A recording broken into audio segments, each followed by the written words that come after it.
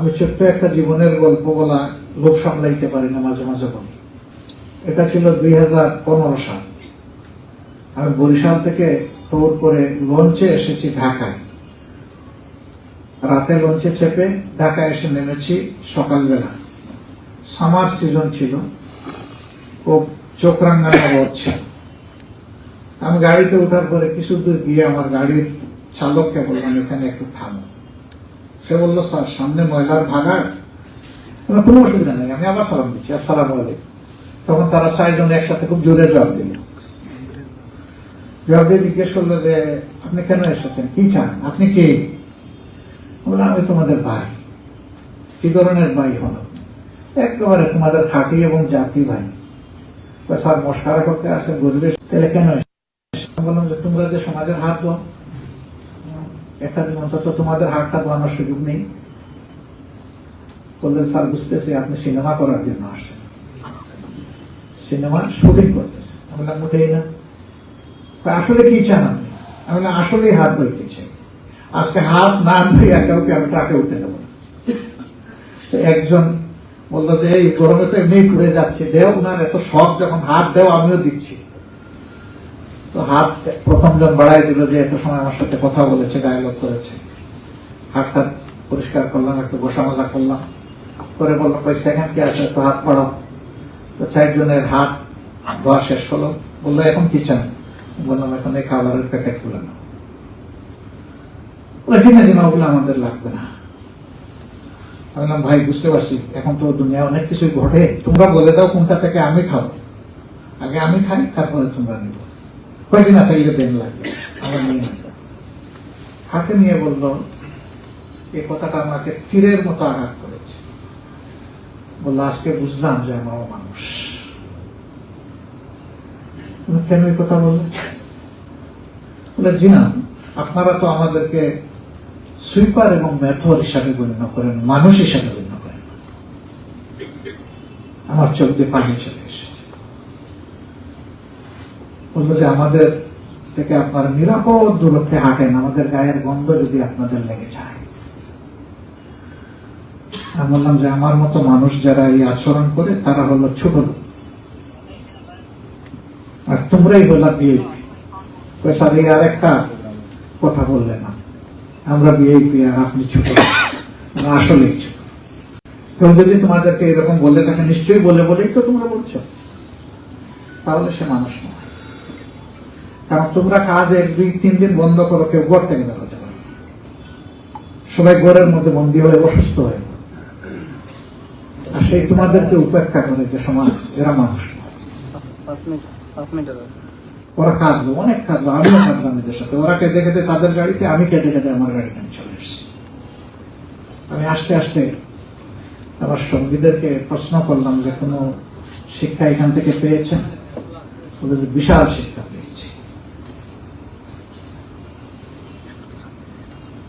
এই সমাজে কোনো মানুষ অপ্রয়োজনীয় নয় এবং অগুরুত্বপূর্ণ। 2 নম্বর আরেকটা কনসেপ্ট আমাদেরকে ক্ষতিগ্রস্ত করে। একটু যাদের শিক্ষা হয়েছে, একটু যাদের সম্পদ আছে, তারা মনে করে এটা আমার আর আমার বাবার। আমার বাবার পয়সায় আমি লেখাপড়া করে মানুষ হয়েছি, চোখ মুখ ফুটেছে, আমার যোগ্যতার বলে আমি এগুলো আর্ন করেছি। এদেশের মানুষের এই ব্যাপারে কোনো কন্ট্রিবিউশন নাই, তাদের কোনো ভূমিকা নেই। আমি স্পষ্ট বলতে চাই, এরকম যারা আমরা লেখাপড়া করেছি, তাদের মানুষ হওয়ার জন্য এই দেশের ফুটপাতে, রাস্তাঘাটে, বাসায় বাসায় ঘুরে ঘুরে যারা মানুষের দিচ্ছে, সেই ট্যাক্স সেও দিচ্ছে।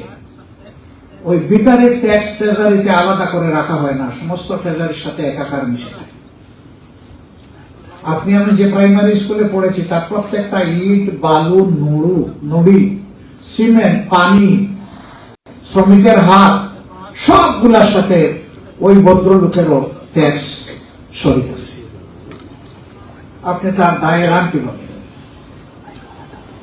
আপনি চিকিৎসক, আপনি প্রকৌশলী, আপনি আইনজীবী, আপনি ব্যবসায়ী, আপনি পেশাজীবী, আপনি সিভিল সার্ভেন্ট, আপনি পুলিশ ব্যুরোক্রেসিতে আছেন, মিলিটারি ব্যুরোক্রেসিতে আছেন, যেখানেই আপনি থাকেন, মিল ফ্যাক্টরি সেক্টর, ইন্ডাস্ট্রির মালিক, আপনি যাই হোক, আপনি কিন্তু সবার কাছে ঋণী। এই ঋণবোধ যদি একজন মানুষের অন্তরে থাকে, সে কখনো মানুষকে অপমান করতে পারে। আর এই ঋণবোধ যার থাকবে না, সে তার পছন্দ মতো কাউকে ওয়েলকাম করবে, আবার কাউকে বেইজ্জত করবে, এবং চান্স পাইলেই তার রাক্ষসী হাতটা ওই গরিবের পকেটে ঢুকাই দেবে। এখানেই নৈতিকতার প্রশ্ন, এখানেই ধর্মের প্রশ্ন। আজকে বিশাল একটা সমাবেশ না করে আমরা বাছাইকৃত লোক কিছু এখানে বসে যে আমরা একটা মানবিক বাংলাদেশ গড়ে তুলব, যেখানে মানুষ, সে যে ধর্মের হোক অথবা যে পেশারই হোক, সে মানুষ হিসেবে সমাজের কাছে গণ্য হবে এবং সম্মান পাবে। আজকে এখানে আসার সময় লিফটে উঠবো, তাদেরকে ফেলেই মোটামুটি আমরা আসার প্রতি ছিল, কিন্তু আমি দেখলাম লিফট যেই নামলো, দুইটা মাত্র মহিলা, বাকি সব পুরুষ। আমরা হুড়মুড় করে লিফটে ঢুকে গেলাম। আমি একটা লিফটের সামনে দাঁড়িয়েছিলাম, ওই লিফটটাও তখন নামলো। ওনারা ওইদিকে একটু যাবে, আমি বললাম না, আপনারা এইদিকে আসে। কেন বল আসেন না, মায়ের পেট ছাড়া দুনিয়া আসে এনিবডি? দুনিয়ার দুইজন শুধু মায়ের পাট ছাড়া মানুষ হিসাবে দুনিয়া আসে। একজন আমাদের সকল ধর্মের আদি পিতা হযরত আদম আলাইহিস সালাম, আরেকজন তার স্ত্রী হযরত হাওয়া আলাইহিস সালাম।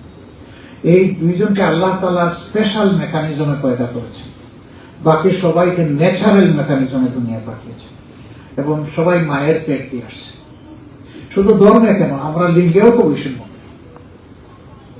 ওই একটাই জায়গা যে আমাদের মধ্যে যদি মানবিক অনুভূতি থাকে, আমার একটা the day of final judgment, এইটা বিশ্বাস করে না এমন কোন ধর্ম নেই। সকল ধর্ম বিশ্বাস করে যে একটা শেষ বিচারের জায়গা আছে, এবং ওখানেই সবাইকে তার কৃতকর্মের ফসল যেটা সেটা সে খাবে, ফল ভোগ করতেই হবে। নো ওয়ে টু এস্কেপ, পাশ কাটাই দেওয়ার কোন রাস্তা কারোর জন্য খোলা থাকে যদি তিনি মানুষ হন। দুইটা জাতির জন্য শাস্তি নির্ধারিত, একটা মানুষ আর একটা জিন জাতি। এই দুই জাতিকে আল্লাহ বিবেকের, বিচক্ষণতার নিয়ামত দান করেছেন, আর কাউকে দেন, অন্য কোনো প্রাণীর নাই। এই জন্যই আমাদের চাইতে অনেক শক্তিশালী প্রাণীকে আমার অধীন করে দিয়েছেন আল্লাহ তাআলা, বাঘ, ভালুক, সিংহ। আর মানুষের কাছে আল্লাহ একটাই চেয়েছেন, তোরা মানুষ হয়। স্বাধীনতার পরে একটা ছবি, তখন ছবি টবি দেখতাম, আমি ইসলামের কোন সংগঠন করতাম না। একটা ছবির নাম ছিল আবার তোরা মানুষ। কোন প্রেক্ষাপটে সেটা হয়েছিল তখনকার যারা তারা জানেন, আমি আর ওইদিকে যাচ্ছি না। আমরা অমানুষ হয়ে পড়েছিলাম, এই জন্য এই ছবি বানাতে হয়েছে নির্মাতাকে, যে আবার তোরা মানুষ। আমাদেরকে মানুষ হতে হবে। আমরা যদি মানুষ হয়ে যাই তাহলে সমাজটা মানবিক হবে। আমরা এরকম একটা বাংলাদেশ গড়ার স্বপ্ন দেখি।